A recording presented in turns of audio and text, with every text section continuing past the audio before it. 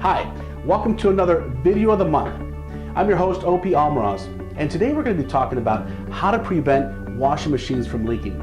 And to show you a step-by-step process on how to do that is Mike from Master Plumbing. Hi, my name is Mike Logsdon with Master Plumbing and Leak Detection.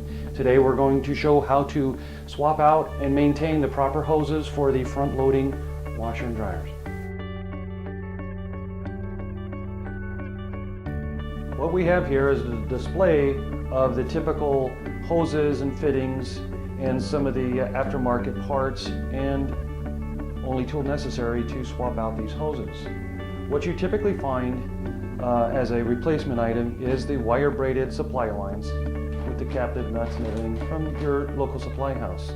Old school way of getting rid of an issue which caused these angles or the ends of the hose to wear out was this 90-degree fitting. It used to be put together by a plumber like this, and it was just a couple of fittings you'd find at your local supply house. Also, if your laundry supply valves don't come with water hammer arrestor fittings like we have in this case, they make parts like this that also supply a 90-degree angle, which gets rid of a lot of stress off the hose.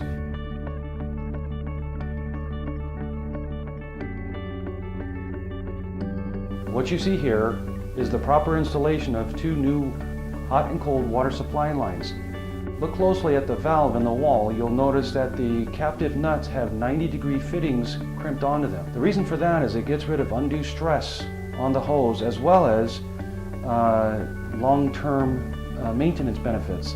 That's the area that always becomes very weak and blows when you get too much hot water or too much pressure. Mike, thanks a lot. That was a lot of great information, and all we have to do now is just move these pieces back. Before we do that, a few closing thoughts. You need to check the hoses roughly about once a year.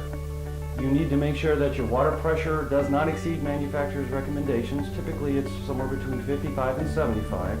Check the back of the bag of the supply lines, you'll see what they recommend.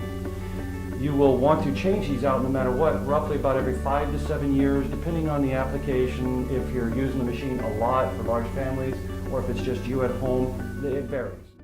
Thank you. This message is brought to you by your friendly neighborhood agent, Bill Wilson. For more information, please call 909-861-6446.